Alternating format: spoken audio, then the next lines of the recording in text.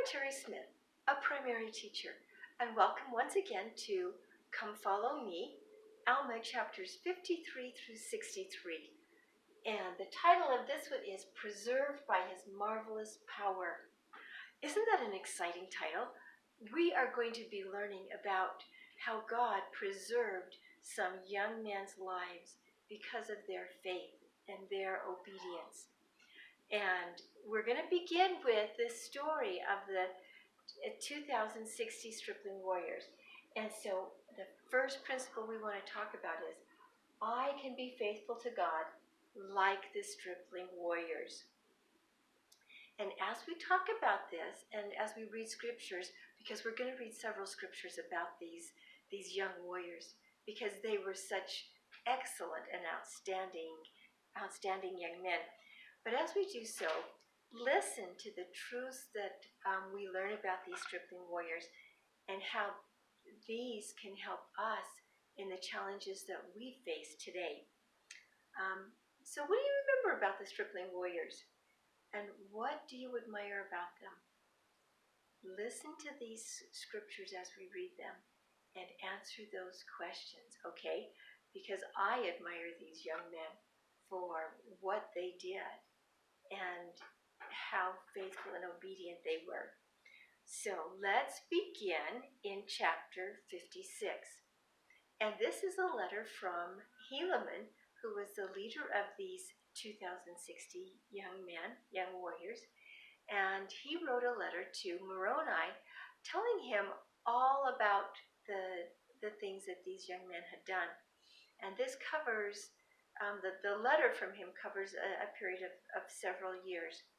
And let's begin in verses 45 through 48 of chapter 56, okay?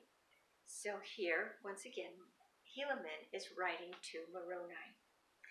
And he says, "And now I say unto you, my beloved brother Moroni, that never had I seen so great courage, nay, not amongst the Nephites.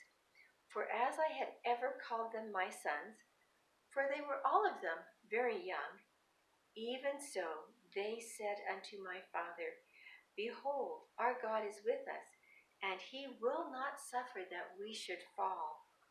Then let us go forth. We would not slay our brethren if they would let us alone. Therefore let us go, lest they should overpower the army of Antipas." Now before we read the next two verses, I just want to share a little bit of the story with you. The Lamanites had taken several of the Nephite cities with their big fortifications, and so the Nephites were trying to win these cities back.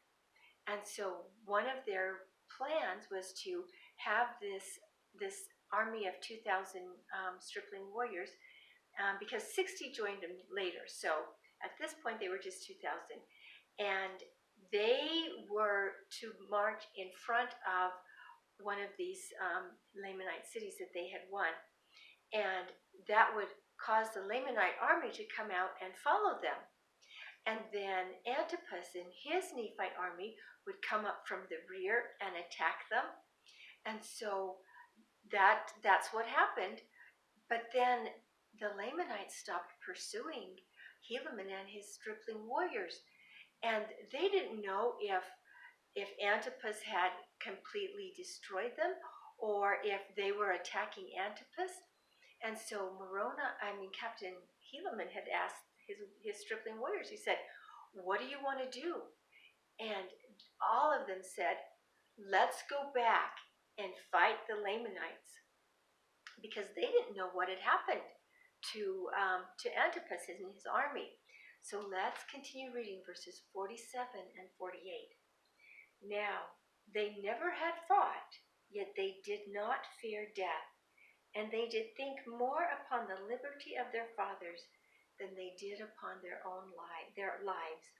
Yea, they had been taught by their mothers that if they did not doubt," I keep putting in some wrong words, "God would deliver them. And they rehearsed unto me the words of their mothers, saying, We do not doubt. Our mothers knew it." So what are some of the words and phrases in here that describe these stripling warriors. Think about it. They had great courage.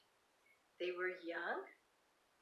They knew that God was with them, and they knew that He would not suffer that they should fall. They didn't fear death. They thought about the liberty of their fathers. They did not doubt God would deliver them, and their mothers knew it. They believed because their mothers had taught them to believe in God. And so these are some of the characteristics. Let's read. Now turn to chapter 57, verse 21, and then 25 to 27. And we'll learn more about these stripling warriors, okay? Verse 21.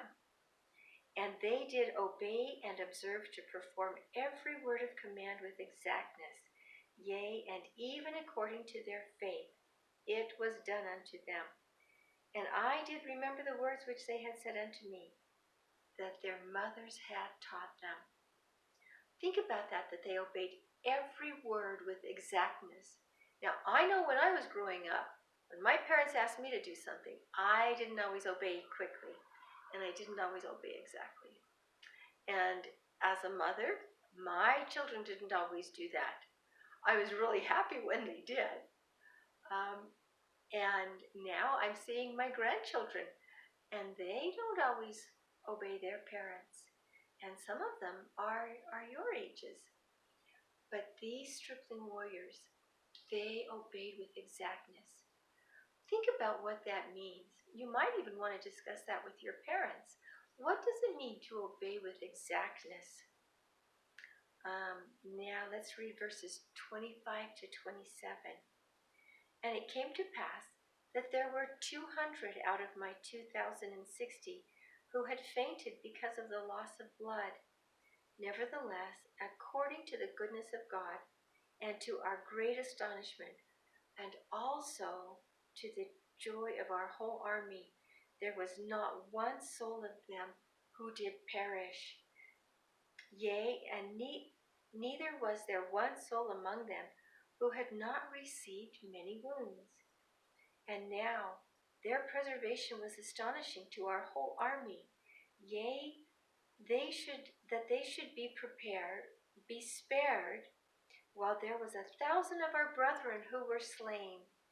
And we do justly ascribe it to the miraculous power of God, because of their exceeding faith in that which they had been taught to believe, that there was a just God, and whosoever did not doubt that they should be preserved by His miraculous power.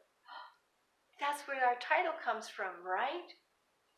Now, this was the faith of these of whom I have spoken. They are young men, and their minds are firm, and they did put their trust in God continually. Think about more of the traits of these young warriors. They obeyed and observed to perform every word of command with exactness. They had exceeding faith in a just God. They did not doubt that they would be preserved by His marvelous power. And they were. Not one soul perished. Their minds were firm. They trusted in God. They stood fast in liberty. They were strict to obey the Lord their God. Let's read chapter 58, verses 39 to 40, and we learn more about these brave and valiant young men. And those sons of the people of Ammon, of whom I have so highly spoken, are with me in the city of Manti, and the Lord has supported them, yea, and kept them from falling by the sword, insomuch that even one soul has not been slain. But behold, they have received many wounds. Nevertheless, they stand fast in that liberty wherewith God has made them free, and they are strict to remember the Lord their God from day to day. Yea, they do observe to keep His statutes and His judgments and His commandments continually.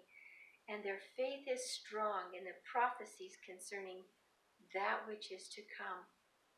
So did you catch some more there? For example, to stand fast in the liberty, strict to remember the Lord their God day to day, observe to keep his statutes, judgments, commandments continually, and their faith in the prophecies of things to come. That was their faith in Jesus Christ, because remember, at this point in time, he had not yet come, but they believed in him. So how can you and I be more like these stripling warriors? This is a good question to take time now to discuss as a family with your parents and your siblings, and come up with ideas of what you can specifically do to be more like these 2060 stripling warriors. Go ahead and pause right now and do that. Welcome back. I sure hope you did take time to discuss that question. Remember that one of the things Helaman wrote to Moroni is that they did not doubt because their mothers knew it and their mothers had taught them. So what do you think the mothers taught these stripling warriors? One, to trust in God, the commandments so that they could obey the coming of Jesus Christ as our Savior and Redeemer, and to believe in God, and to believe in themselves as children of God. I think they probably taught them all of these things. How do your parents help you in your faith today? As we conclude this first session of our lesson, take time at the end to discuss that question and share with your parents what things they specifically do to teach you and strengthen your faith. And let them know what they do, and ask them what else they might could do. Until part 2, stay tuned, and we'll continue with this lesson about the stripling warriors.